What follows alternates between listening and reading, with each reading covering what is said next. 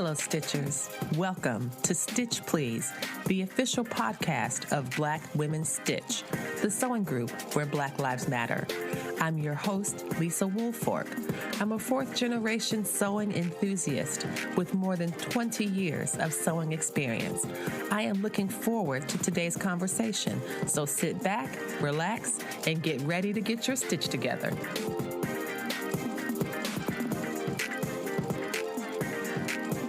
Hello, everybody, and welcome to the Stitch Please podcast, the official podcast of Black Women Stitch, the sewing group where Black Lives Matter.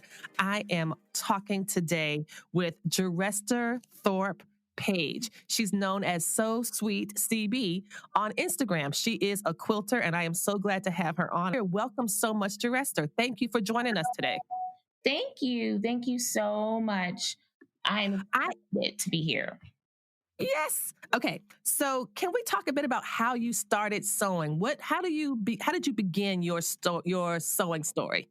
So, okay, my sewing story is so interesting. I honestly have only been on this journey for about 4 years, but a little bit ago, maybe 10 years, 12 years so, I lived in Lancaster, Pennsylvania, and it was just for a short time when my husband was on a work stay, and all these beautiful quilts, and you just saw all these classic Amish quilts, and then you saw American quilts, and then you saw Dutch Amish quilts, these neat patterns. And I've always been fascinated with quilts and just the story that they told. And when I grew up in, St. Mark AME Zion, African Methodist church in Indiana, we had these beautiful quilts in our church. And I always looked at those, and folks were always talking back and sharing stories about these quilts, right? And so I just fascinated. How do you do that? How do you do that? Well, as the years progressed, working, schooling, going back to school again, working, all of that, something that I've always wanted to do. I'm a very crafty person, meaning I love to try anything. I'm like, wow, yay, that was great. And sometimes it's a hot mess, but love to try anything. But I just always wanted to quilt. And so it was the move from leaving Ohio about 4 years ago to go to Maryland. And it was the fall of 2016. We had dropped my oldest daughter off at Spelman, and she just reminded me. And when she was there visiting, the year prior that we moved there, my husband was already there working in Baltimore, Johns Hopkins, and all those things. So she had gone down to visit and, different things, her and the kids. And she had been looking for these quilt shops because she knew that our little craft shop, she didn't even know what she wanted, what she was looking for me.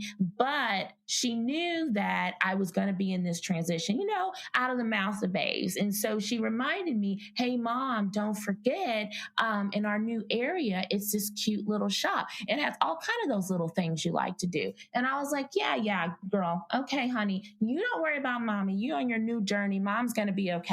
Because I was going to take some time off from being a school administrator, school principal, to get the other younger ones, settled in Maryland in their schools, and all of that. And I was going to take that time. I was going to finish finally my doctorate, working on that kind of thing, and just do some things in transition. And my husband said, use this time to really find the things that find joy that you want to do. And I was like, but I love teaching and learning. That's such a passion. And so that was a passion. So yes, I want to need to work on my doctorate so I can just, the more I can learn to contribute to that field. Yes. But then that other side that was calling me to craft. And I had this beautiful little quilt as I was leaving a school that I was supporting in Lancaster that they gave me. And it's an Amish pattern, and it's so beautiful. But on the back, one of the folks there had gone on a missionary trip somewhere in Africa, and so they had put some authentic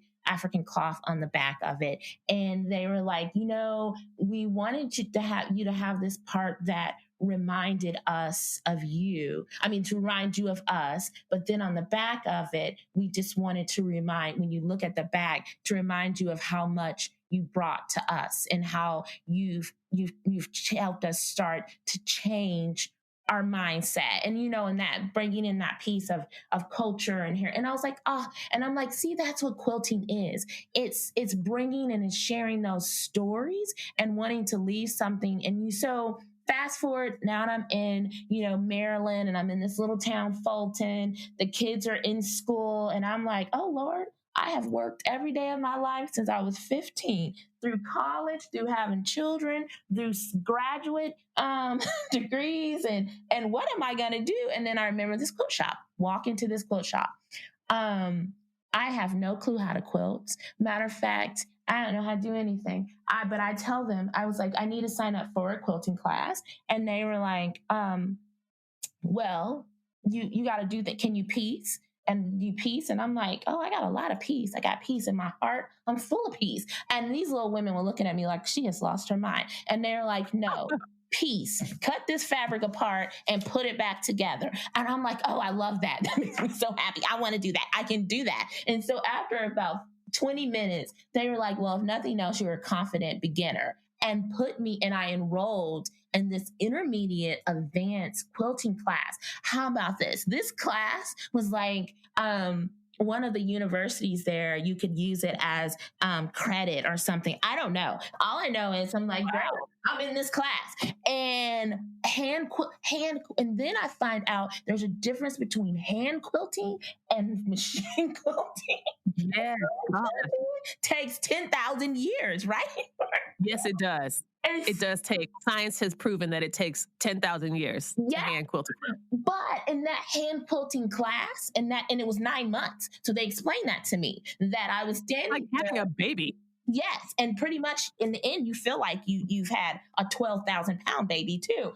So, and it's all in each block. The 12 blocks are a different type of intricate classic quilt. So, the thing about that is, I learned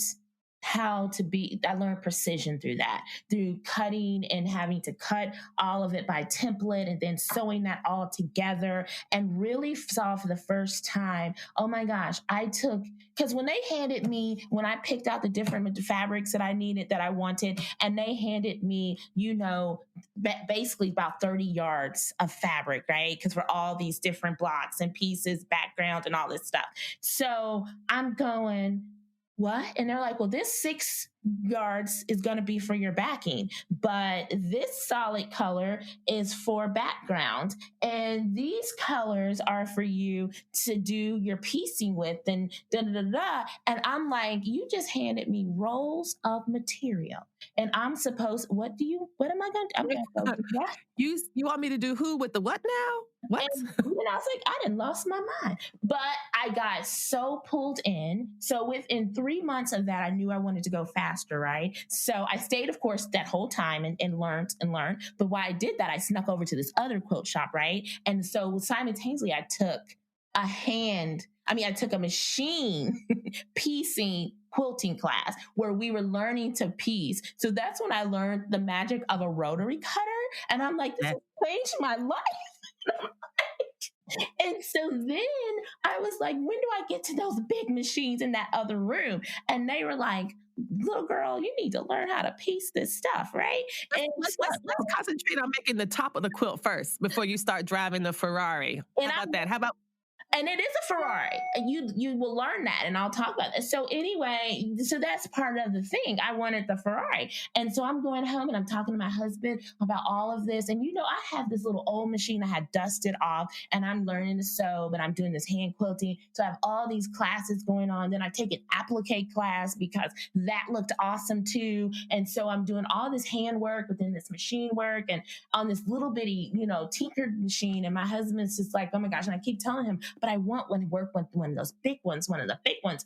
And so he's like, I'm just so proud of her. And I just want to encourage her because she's finding this, joy in this. And so he calls around, finds different quilt shops, different things, and buys me, I have no clue what to do with it, this long arm quilting machine, the handy quilter. That's how it all started. And I was just like, And I was like, no, I wanted a big, more powerful sewing machine because they keep telling me in class I have to work to this one. But I wasn't going to say that. I got this sweet 16. He Right? surprised me. And I was like, this is beautiful. Now, my oldest daughter, she was home a couple of times on breaks. She's like, nah, mom, he's talking about something that's huge, mom. I don't think he's just talking about like your little Susie machine that you call. He's like, I think it's something else. And so I was like, well, we will see. I remember when he took me into the place, it surprised me that was my sewing machine, that was mine. And I was like, how do you turn this on? And so it was I mean, so let's slow down a little bit because I want to go back and I want to return to talking about your time in Lancaster. Because for the folks who don't know, Lancaster, Pennsylvania, as you were saying, is like the pinnacle or the hub of Amish quilting. We know that there's a lot of Amish culture all around the eastern seaboard of the United States. But in Lancaster, there are lots of Amish and Mennonite communities, and they have a special and distinct quilting style. And they've had it for hundreds of years. So the idea that you could be there in Lancaster, that absolutely makes sense that quilting became a thing that you were interested in. And what I also love is that you were talking about your own experience in the AME church, right? You said the AME. Mm-hmm. And so this is the African Methodist Episcopal Church. This is an Episcopal church that was founded by, oh my gosh, Allen. Yes? Yes. Okay. Yes. One started AME and one started AME Zion. So yes, because that's the thing, the distinction that there's AME, and then there's AME Zion. And AME Zion churches are even sometimes smaller than AMEs, but my family grew up in the AME Zion. With a grandma who used to say, born under Zion, gonna die under Zion. And So, but yes. So you were able to blend two quilt traditions, like an Amish quilt tradition and an AME Zion tradition, like together. Like, so those are things that you were bringing into your just earliest stages of even starting this. And another thing I love how your daughter, as she was preparing to start her first year of college, knew that you would need something. Yeah. Because she wasn't there. And that's something that I was adapting with because my son is preparing to graduate from college next year or in 2021. And when he left, I fell almost completely to pieces. I was not prepared. I was actually kind of mad because people were like, "Oh, you're gonna be so glad he's gone. You're gonna have an extra room. You're gonna have this. You're gonna have that." I did not feel that way at all. I was really sad. And the house, because I have two boys, and the house was like, one boy's very quiet and the one that went away was very loud. And the house was so quiet. And actually, I got an emotional support Ken doll that looked like him, and I made clothes for it. So yeah, I didn't do what one could call well with the separation. I was like, I miss Riley. And Riley would be like, Mom, I'm fine. I'm like an hour and a half away. I'm like, but still, it's so far. But I just love how you invested in yourself and that your kids, that your daughter especially was like, it's almost like during the 4 years that she was at college, you were at a type of college as well, that you were taking that time to explore and learn and grow. And quilting was a big part of that. It's just such a beautiful story. It was a huge part of that. You know what? It was a huge part of that because because then that launched me into finally, because it wasn't just, okay, my oldest baby is leaving, but it was also, I'm moving to a new state. I'm not going to be working. I've always worked. I was raised that way I've always worked. And, and my husband, let me tell you, I did marry my high school college sweetheart. I was not allowed to date until my junior prom, and he was that date. And so then, so we went through high school together, we went to college together, and then we were married. So, and I never really stepped back and said, it's always been centered around family and taking care of family. And since we relocated different places, which was great experience and opportunities for our family, but a lot of times, it was just us. So we had to build, a network and a community. So I was always in that. So so her knowing that, Mom, this is going to be a time, and encouraging me, and not just her, but my other daughter who was going to be starting high school there. And she was like, Mom, you know what? I'm okay. Because, they were used to me being a principal at my own school, but something on their PTA, even though they were at 3 different schools, and, the snack mom for volleyball, or this or that, or the Boy Scouts mom for the community stuff, that I was, because I always wanted to be involved in what they were doing. Right. And so it was a time that they all 3 were like, find something that's all about you, Mom. That's all about you. Still turns out it's anchored in community and legacy and sharing and telling a story. But, in that quilting, I learned not just to quilt, but that having that great creative release to do that, and then to start teaching others, but also self-care, that I did so much more of stopping and taking care of myself, physically, mentally, and spiritually. And those are all those things that I was always putting on the back burner. But just walking into that quilting store, walking in that, and her reminding me, Mom, don't forget, Mom, tell me how it was. And, and just walking into that, and taking that leap and finding was, it was so much more than just quilting. But through quilting, I was able to really find a lot of that, self-discovery, as you finally get to that age and you look and your children are not babies anymore. They're going off to college. They got their own little friends. They're in high school. They only really need you to drop them off and pick them up. And then they're getting licenses, and it's like, oh wow, I don't no longer control their schedule. And what does that mean? And what does that look like? And that their independence and their growth is also in some ways an affirmation of you as well, right? Because that's what we want. We want our children to be free and independent and be able to thrive on their own. But when they start doing it, it's like, oh. It's like, it's, you're so proud. And people's like, now they'll see, Nia's doing this on Instagram. Nia is working on this, and she's about to leave and go off and do this huge 2-year rotational program with Boeing, in a whole big city and state. And you're like, oh, doesn't she need me? She needs me, Yeah. Just wait till that happens. We were okay letting them go off. Okay, so we had to go through, and they left to college. Oh, just wait until he, starts talking about career moves and where he's about to go. And it's like, oh wait, you don't need me. I remember once when my cousin, who I remember as a little cousin, I was talking to my aunt at one point, and she was like, oh yes, he's living in Chicago now. And I was like, oh, by himself? Because I thought of him as like a 9-year-old. In fact, this person is 35 years old. But like, I thought of him as a 9-year-old. I was like, who would let a 9-year-old just live alone? Yeah, but no, they get trapped in our imaginations in some ways as these little ones, but they're not little forever, and we're grateful for that, right? Yeah. So I wanted to talk a little bit more about your sewing machine journey. I keep thinking about. I think that maybe I'm in line with some of the quilt ladies that you were talking about, that you quote unquote graduate or level up to a certain style machine. So like I started on a little $20, like $100 machine that I got at a fabric store or at a discount store. And then I moved up to another machine. And now I have this gorgeous, wonderful machine that I absolutely love. It's got USB connectivity. It's still a single needle machine, but it's got beautiful LED lighting. Like I really love my machine.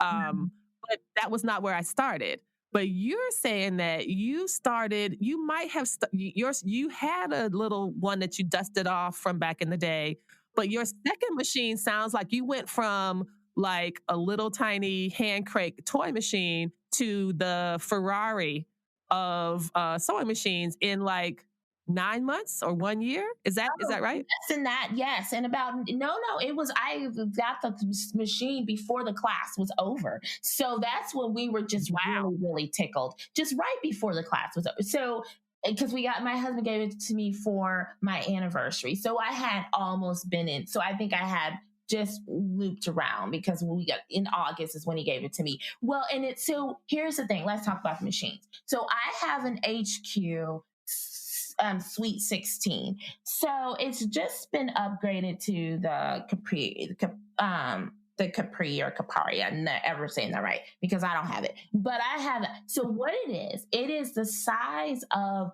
those big long arm machines that are on a frame that can move horizontal, and then they can push up and back, so they can come back and they can come forward and they can go backwards, but they're on this frame, right? And it has these big handles, and you are then holding those handles, and it's kind of like you're drawing. That's what the free motion is called.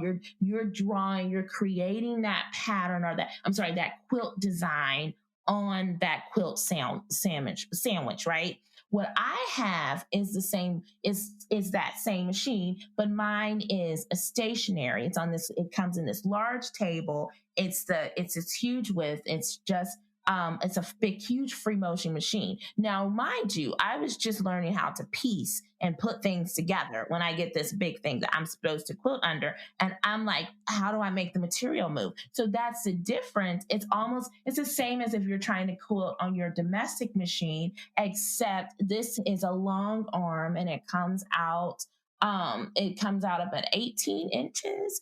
And it's this big horsepower thing, and I have mine sitting up pretty high, like countertop, and I put my quilt sandwich underneath the needle, so my hands are on the quilt, and I move the quilt under the machine. And so I'm moving the material instead of and then sometimes you might see me at different places, and I'm up and I'm on one of the stand up or long arm machines where they're on a frame, and that frame is moving, and I'm like driving that machine. So it's interesting the way you see it. It's either you're writing with the pencil, so you have the handle and you're moving that needle and you're doing all of that. You're moving the machine to make those motions, right? And the free motion, or you are seated standing, because I stand most of the time because I have mine up so high, and right. I'm moving the fabric underneath there. Yes. Okay. So that's what I was trying to understand more. I know, like for free motion quilting, like for those who aren't familiar, for free motion quilting, typically with a single needle machine, is that one of the ways that I've heard it explained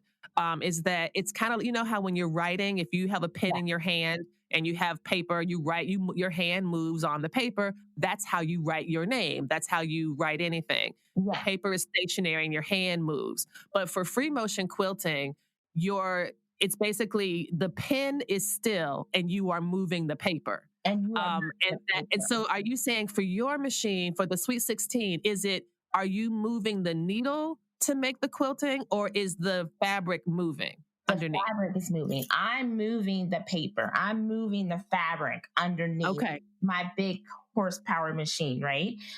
Because I have a stationary long arm machine, and then there are the other there's the other long arm machines that are on a frame. And those are the larger, my size is pretty large.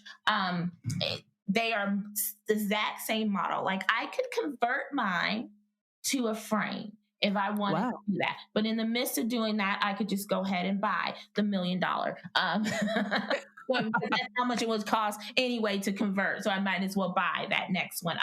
So, but a lot of quilters, at least the ones where I was quilting at, and that's kind of where I started in Maryland. Some of them even though they had the quilting machine on the frame, which I do like that. I like holding those handlebars, and I like moving it, and I like moving the needle, right? And that's still free motion.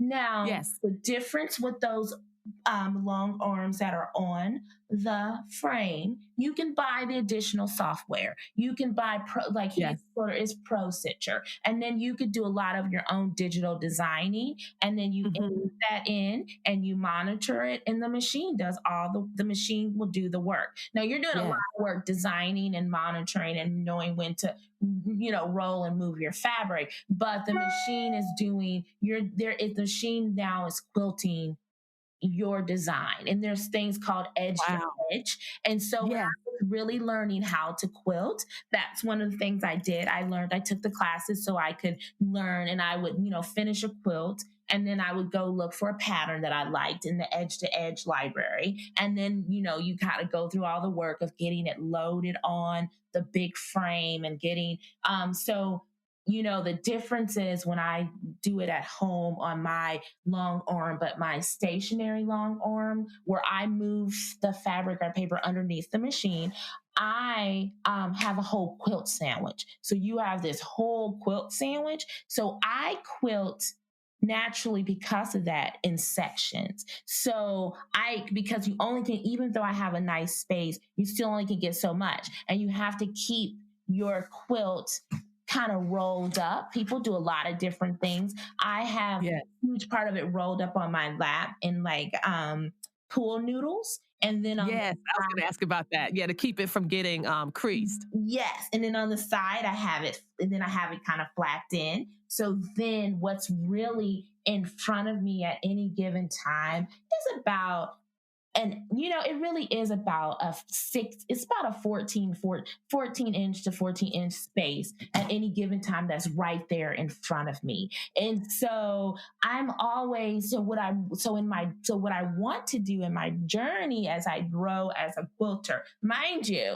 I've only been in this, there are so many phenomenal quilters that I follow, and I'm like, oh, I want to do that. But my journey is because right now I feel like I'm still thinking. And I'm in this section. Okay, I want this section, and then the move off to that. And that's usually what you do on, if you're doing it on domestic or you're doing on the large long arm stationary. But I want to get to where like Helen Godden, and she can look ahead. She can look so far ahead on this quilt, even that part that's rolled up, right there on my lap. She knows where that whole design is gonna flow, and how it is. And because I still look at some of my quilting and I'm like, oh yeah, I'm still sectional. I'm still and I do a lot of meandering because Yes. that's a meandering is a nice safe one, because then you don't have to be so section specific. However, when you get into those folks who are doing micro quilting and that detail quilting, they prefer this to the Sweet 16. Like a lot of the quilt shops Mhm. will use it because they feel like they are really connected with that fabric. They're right there on the fabric. They're holding it, and they're really focusing on what am I going to put? How am I going to fill this section? How I'm going to make Right. this section pop and come alive, right? And that's what I find myself doing under my Sweet 16. I'm like, how and what else can I add to this? And then I have to make myself leave that because I'm like, oh, and I can do this and I can do a little bit of this. And so and then sometimes I'm like, whoa, I got to get this baby done. So it's going to be meandered all the way. And I can tell you I'm more, I'm about 70-30 meandering because it's very safe. But, it just is it's quilting is so interesting because you pieced and you put this sandwich together, this quilt sandwich together, and when I'm on my machine, it's all there, it's right there, and I have Right. then but it's kind of now, what is the design I'm gonna put on top of that? That's It's like you're so committed to the entire process because I know for me, I love the piecing. I especially love paper piecing, but I like the piecing, I like the putting the part together. And once I learned that I could give that quilt top to somebody and give them some money and they would turn that into an actual quilt, I was like, bet, this is for me. I love the piecing. The quilting, if it's a small thing, I can do it on my machine, and I'm happy to do it and I can do the detail and just really go to town on it. But if it's something that I want to use for like my bed or for a throw or something, and it's not, of course, it's not cheap, of course, because you know how much work it is. Yeah. I'd much rather just put it out there and then, goodness, if they would bind it, yes, yes, please, please do that. Yeah. So yeah, I will open up my checkbook. I will throw you some Venmo, Cash App, whatever you want. If you're going to because when I start to do a binding on a quilt, I feel like the quilt has 6 corners. It's like, oh, why does this wasn't this a square when I began or a rectangle? I thought those things had 4 corners, but no, I'm turning another corner and this must be the 9th corner of this quilt. It's taking forever. And so just to review for folks who aren't familiar with quilting, when we're talking about a quilt sandwich, we're talking about the back of the fabric, which is like a backing. And then we're talking about batting that goes in the middle. And I tend to prefer like a light batting, like the warm and natural type batting, those, or which is like a low loft batting. That's what I like personally. And then your quilt top goes on top. So people refer to those as the quilt sandwich. You're listening to the Stitch Please podcast, and I'm talking today with Jeresther Thorpe Page about quilting and its ups and downs. Stay tuned, and we'll have more conversation after the break. The Stitch Please podcast is really growing. I want to thank you for listening to the podcast and ask a favor. If you are listening to this podcast on a medium that allows you to rate it or review it, for example, Apple Podcasts or iTunes, please do so. If you're enjoying the podcast, if you could drop me a 5-star rating, if you have something to say about the podcast, and you wanted to include that, a couple sentences in the review box of Apple makes a really big difference in how the podcast is evaluated by Apple, how it becomes more visible. It really is a way to kind of lean into the algorithm that helps to rank podcasts. So if you had time to do that, to drop a little line in the review feature of the podcast, that would be really appreciated, and it would help us to grow even further and faster. Welcome back to the Stitch Please podcast. I'm talking today with Jeresther Thorpe Page. And in this section of the podcast, we're going to learn how Jeresther was living a double life thanks to quilting. Stay tuned. And so how big is your machine, and at what orientation do you sit? This is something that I find confusing about some of the big machines. I'm used to sitting in front of a sewing machine with the needle at my left hand, and then the interface for the machine, like the buttons and those kind of things, are on the right.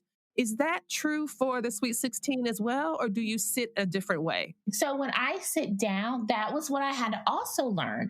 When I first sat down, I'm like, what is going on?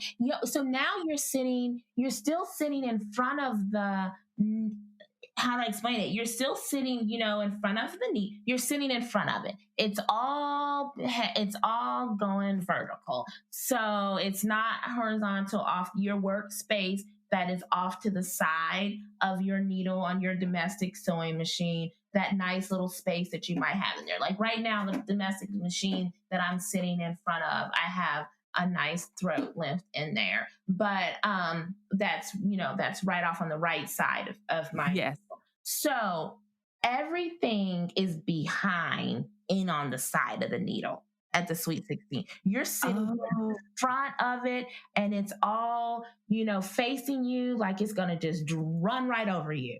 Oh my gosh. And it is. So you're just sitting there. And so when you get that thing started, it just, you see this bigger than life needle and all these things happening and moving in front of you.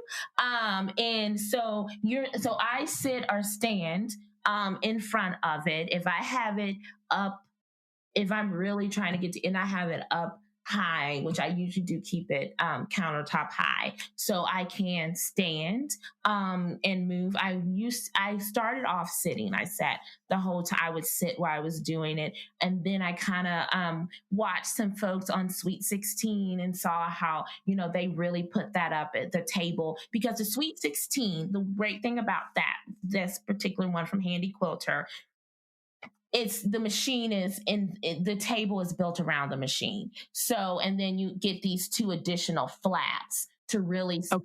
that adds another 2 feet on that can add another these 2 feet extensions that yes 24 inches, yeah, for both of those extensions that you can put on the side of it to give you even that much more space so you can So have each extension is 24 inches. yes so you So can that's 48 inches extra space on either side of the machine, like total. So that just expands the machine out like nearly 4 feet. yes, so 2 feet Wow. extra on each side. Yes. And so now you kind of have where you can, if you have that kind of space in your studio, like I only have one flap because I don't have that kind of space. So I have Right. one flap Right. and I can flap that up. And that helps with the weight of it because as you were Yeah. explaining that quilt sandwich, it still gets pretty heavy. I mean, because of course, I support my local quilt shops and I support small quilt shops where I get my fabric from. And I love quilters fabric. I love 100% quilting cotton. I love it. So those babies though can get pretty heavy. So Yes. help with the avoid the drag on your machine, which is that, that stress to your machine as you're trying to maneuver that big heavy quilt sandwich around. That extra flap helps a lot Yes. because it lifts it so you don't have as much laying off to the side. I mean, I noticed that even with my domestic, because I will still put on my walking foot to do some quick things. If like my daughter, we made a baby quilt for our neighbors who had a new baby about, 3, 4, oh, it was for a month because they sent us a cute little month picture to show how sweet she looked on her quilt. But we'll throw that. If it's something quick like a baby quilt, we'll still throw it on one of my domestics. And like right now, I have my 710 out because it has a lot of the decorative stitches. But then I have a Is this 5. 710 the Bernina 710? No, I have the H. So okay, I have as on my quest to get the rate. So now my husband. We jumped over just getting me an Yeah, you upgrade. all did some Olympic level hurdling. That's what Yes, your sewing process is. Olympic level hurdling. You yes, come to the track and you're like, I've never run before, but I think I'm gonna like it. So I'm going to start yes. and enter the Olympics. And it turns out you're not bad. It turns out that you could do just fine. That you're doing great at the hurdles. So what did you start with? So I started with that sweet 16. I'm like, Lord, I don't know what I'm doing, but I'm gonna finish a quilt so I can put it underneath here because my husband, I could tell he had did all this research because I was sneaking away to the quilt shop with this one Yeah. with this one little quilt top because I didn't know how to use that thing. I still didn't even know how to turn it on after they showed me my demo and we packed it up and brought it home, right? I Because can only imagine how loud it is when it comes on. Because my oh machine it has this beautiful like bling bling. It like sings to you when it comes on. But sometimes I know for like the 10 needle embroidery machines, they are kind of like almost like you can hear the engine revving up. you can. And so the kids know the difference between me on one of my domestic machines and me on when I'm quilting. Though they can, so I get because they said that they can hear the difference, that they know the difference. I usually have whichever musical I have going at the time loud and up playing in my studio at the same time. So there is a lot of mojo noises. But as far as my machines, so I was just trying to get the 710. I wanted the 710 that had like the cute little decorative stitches and all these things and kind of then finally have little electric little thing over here.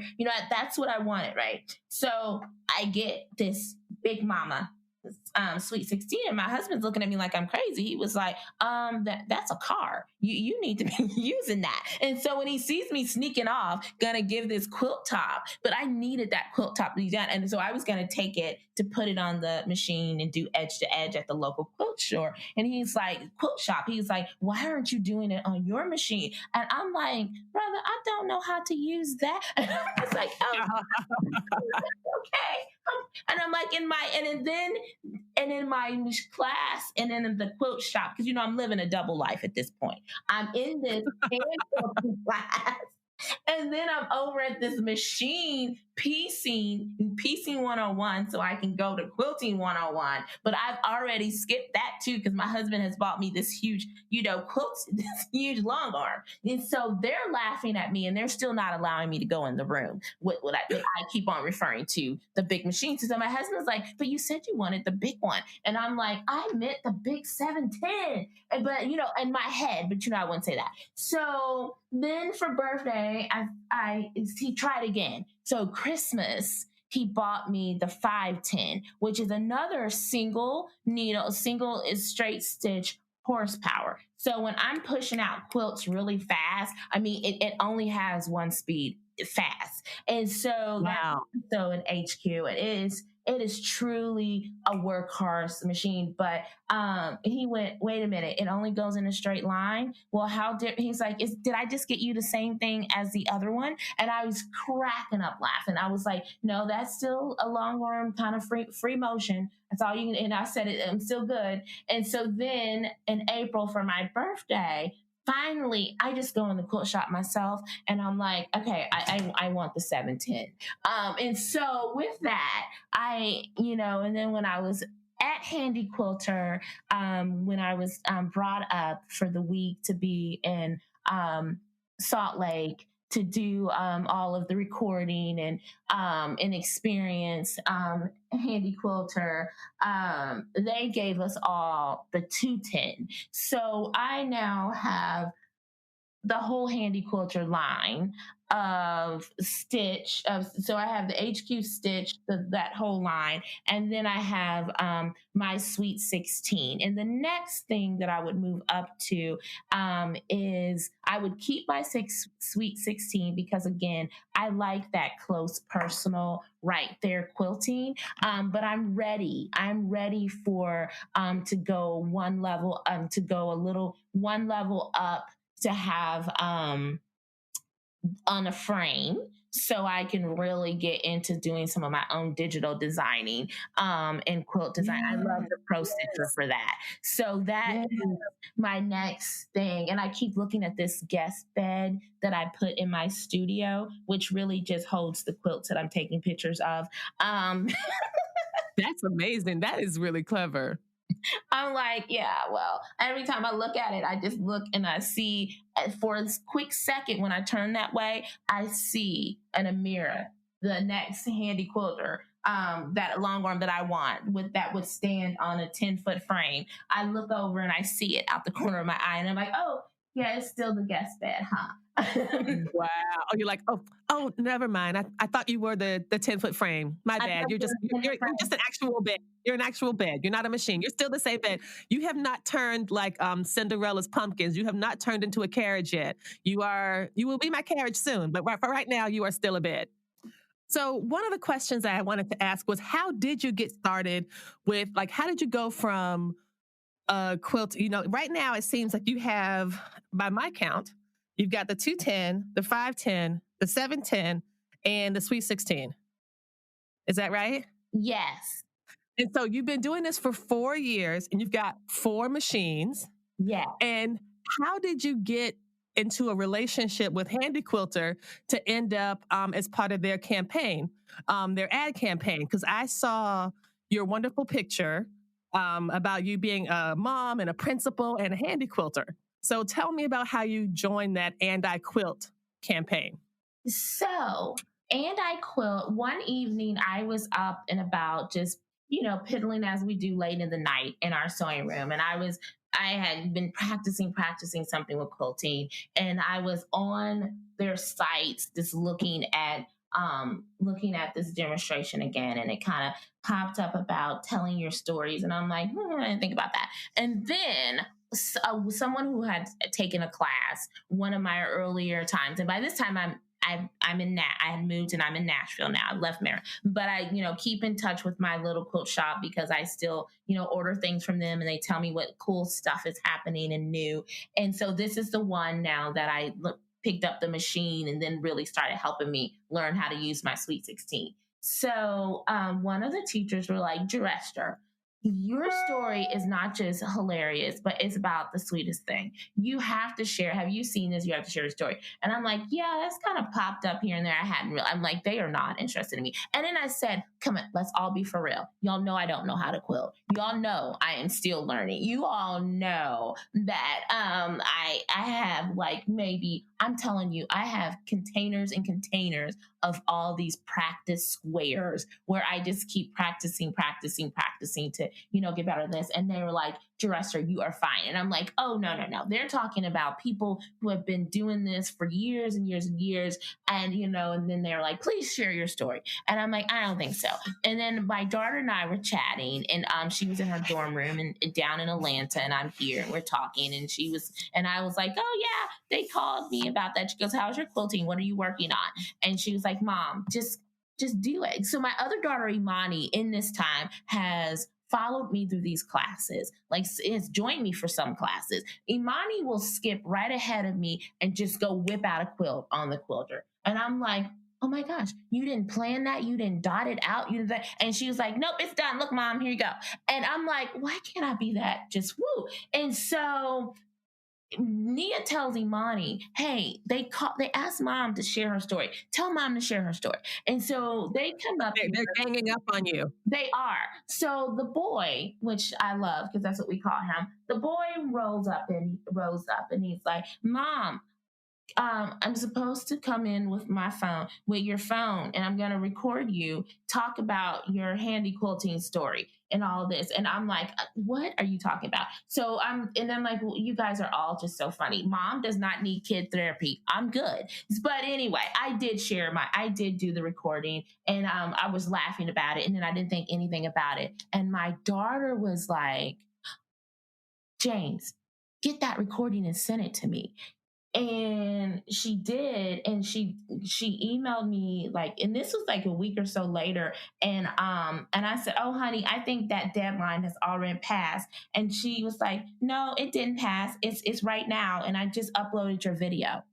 Oh my gosh. They aren't letting you get out of this one. I looked a hot mess and everything. I was just entertaining these children, and I was like, what in the world have you sent? And I was like, and it was kind of me laughing and giggling, but talking about the journey and just talking about why it was important and telling my son. So I'm going to be that little grandma that's going to, you guys are going to all be sitting one day and saying, and Grandma or Aunt Seebee or whichever one of my nieces, oh, she made me this quilt when I graduated. She made me this one when I got married. She made me this one when I got my first apartment. And, and I'm like, just pieces of our, story. So when they contacted me, I didn't think it was real either. And I was like, what are you all talking about? What are you talking about? And they're like, no, we really want to hear more about that. And that, that is, and they were confused as to where I was. If I was still in Maryland, if I was in Tennessee, where I was, and I don't know if I was anyway. So that's kind of how it started. They contacted me, they asked me more about my story, and one, about the kids, and that I was a school principal, and how in the world I balance all of that, and we talked a little bit more, and then I was, they're like, there's going to be a cohort, and a squad, inspiration squad. We're all part of this inspiration squad. I think it's 10 of us. And they're like, we really want to bring you out and so Handy Quilter are known for these amazing academies that they do, that you can sign up and you can do these amazing academies, and they have all these great handy educators that come in and really teach you how to do different things and how to use these machines and the Pro Stitcher and how to do all these great things on their Handy Quilter machines and the newest and the greatest things that are out. And people love these academies. They fill up almost instantly. But so basically, this little cohort, we were all invited out to pretty much to have our own kind of little academy where we all shared our stories.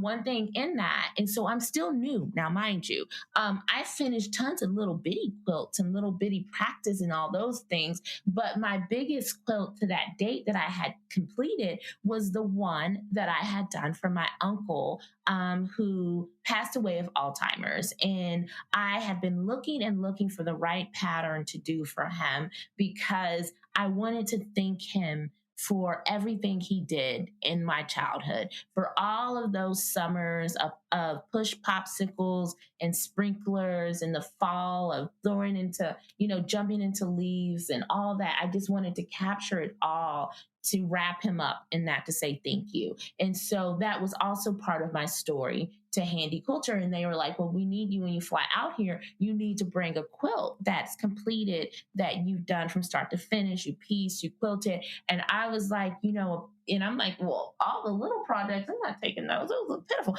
And I mean, I'm still thinking it's going to be these people who have these talented folks. And I'm like, what do I have to offer? And, but then I just thought, but it's a journey of my heart, and it's a journey of richness, where I've, my love, where I would look at those quilts at church and think, I wonder who made this. I wonder, and sit in Sunday school next to the Sunday school teacher at the end of Sunday school lessons between church, just talking about where those quilts would come for years growing up, looking at that. Right. And then my husband's grandmother, before she had passed away, had passed on a quilt from him that her mother had made. So I had that quilt in our possession, and really looking at that, and just all these different, and then the time that I was in Lancaster. So basically that all became my story of why I really wanted to learn this craft and this art, so I could be a part of that, right? And so I shared that with Handy Quilter. And we were invited out, and we all shared our stories, and we talked about those stories, and how that, just as not just a quilter, but, as a person, and what that means, and being a part of that community, and play with the cool machines. That's where I found Pro Stitcher, and like, okay. I love this. And then I'm like, dog, why do those kids really have to go to college? Do they really need to go? Do they have to go for all 4 years? Like, I think people can get some good education in like a year and a half, 2-3 semesters. Yes. I mean, yes. And then the rest of that money could be used to buy that pro quilter or the Pro Stitcher. That Pro I feel the same way. And I'm like, I could either buy this machine, or I could pay for 3/4 of a semester of a college tuition. Like, what's it going to be? 3/4 of a semester of college tuition, or this machine? I don't know. I feel like the machine is going to give me a lot of benefit personally. It should be considered as a viable option. Because it definitely plays a big part in my sanity. So exactly. I know he was like, oh Lord, what is she about to bring? And I know he was thinking any day when I returned back from that week that some massive boxes were going to show up, and I was going to, be, because it was there, because once my machine is a Sweet 16, that's fine. So when I would take the classes, the Handy Quilter classes at my local shop in Maryland at Springwater Design. So when I would take those classes, we would all be in the room. So you worked on the long arm you had. So it might have been me and maybe another person or two. And we worked on the Sweet 16s, learning techniques. And the other folks were on the stand-up ones. And I'm like, every once in a while I'd go and I would, spend a little bit of time on it. But I really wanted to learn, to use what I had, right? But that week that I was in Utah, I was like, oh no, I need these handlebars. I need these gears. I need this Pro Stitcher in my life. And I just think, like, right now, kind of like you and all the beautiful garments that you make, I have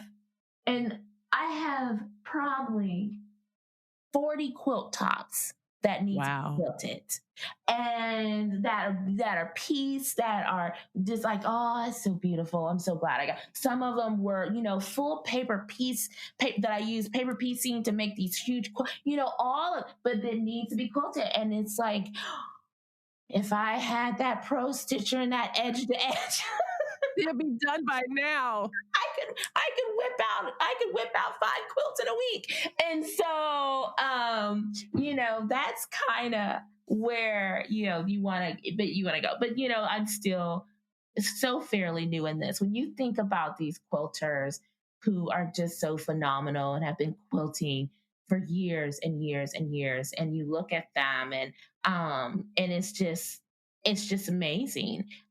It's just absolutely amazing. They do such beautiful work.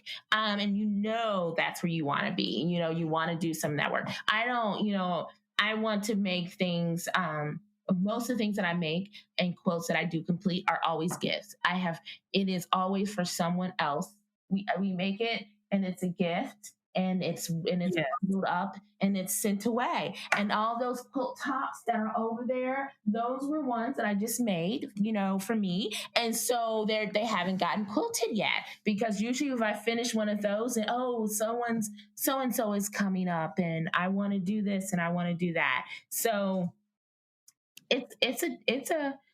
that's why it's so addicting, because I will always have quilts that need to be quilted. We are getting near our time, believe it or not. Y'all, we have had such a great time. We talked for like a straight hour before I even started recording.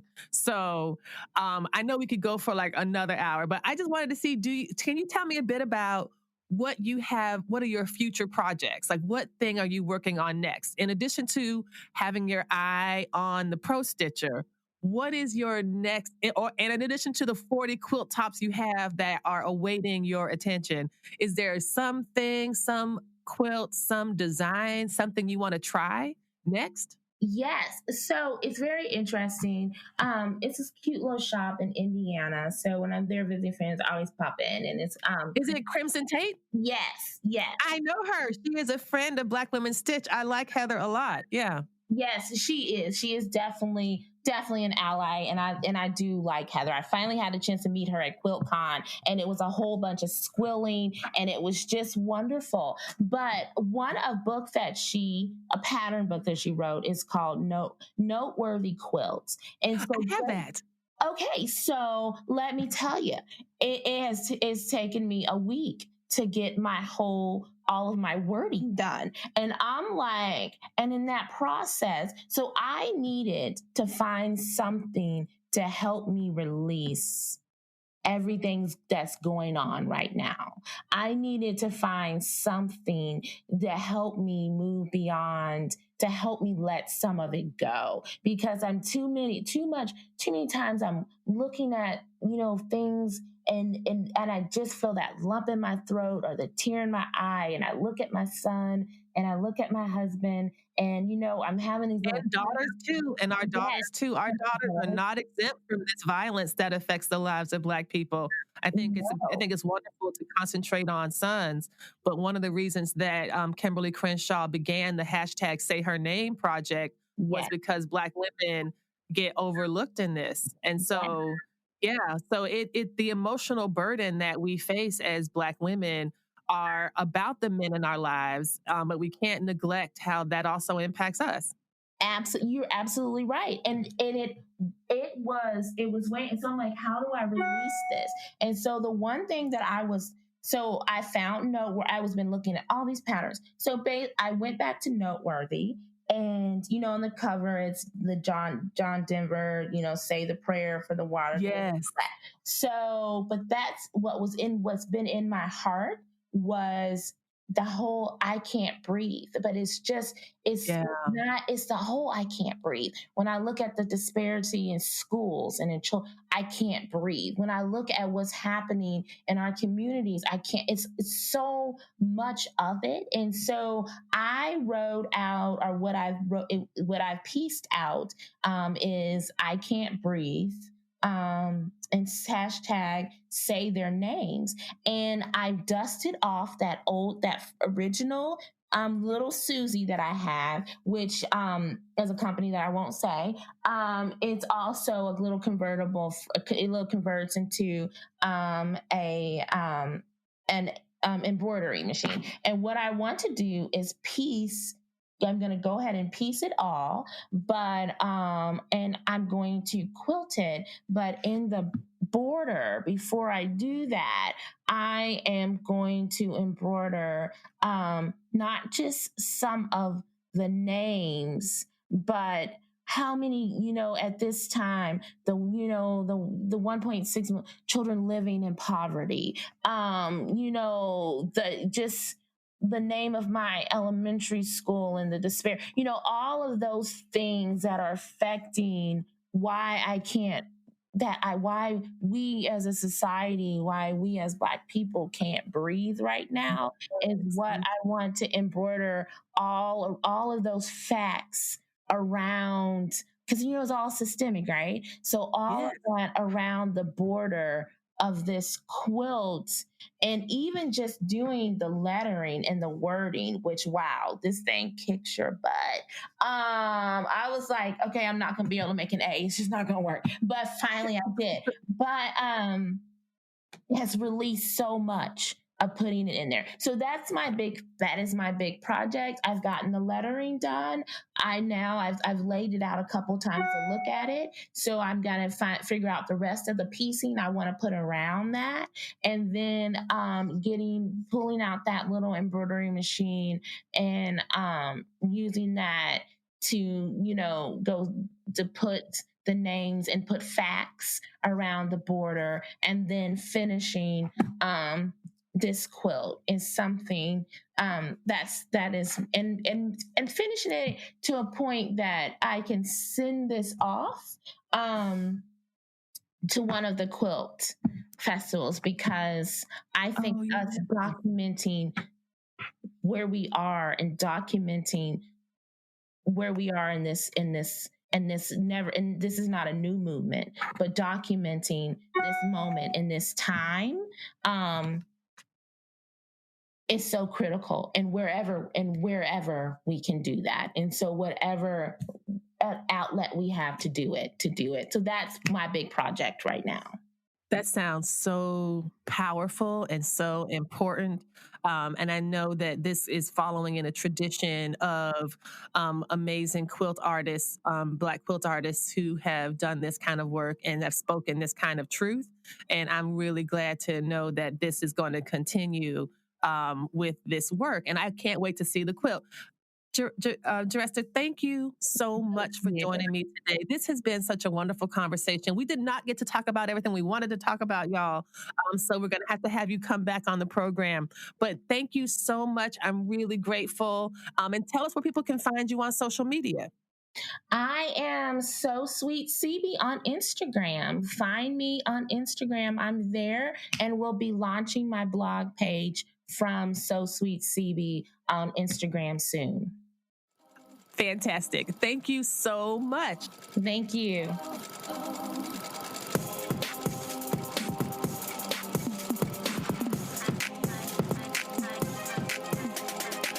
You've been listening to the Stitch Please podcast, the official podcast of Black Women Stitch, the sewing group where Black Lives Matter. We appreciate you supporting us by listening to the podcast. If you'd like to reach out to us with questions, you can contact us at blackwomenstitch@gmail.com. If you'd like to support us financially, you can do that by supporting us on Patreon, Patreon, and you can find Black Women Stitch there in the Patreon directory. And for as little as $2 a month, you can help support the project with things like editing, transcripts, and other things to strengthen the podcast. And finally, if financial support is not something you can do right now, you can really help the podcast by rating it and reviewing it anywhere you listen to podcasts that allows you to review them. So I know that not all podcast directories or services allow for reviews, but for those who do, for those that have like a star rating or just ask for a few comments, if you could share those comments and say nice things about us at the Stitch Please podcast, that is incredibly helpful. Thank you so much. Come back next week and we'll help you get your stitch together.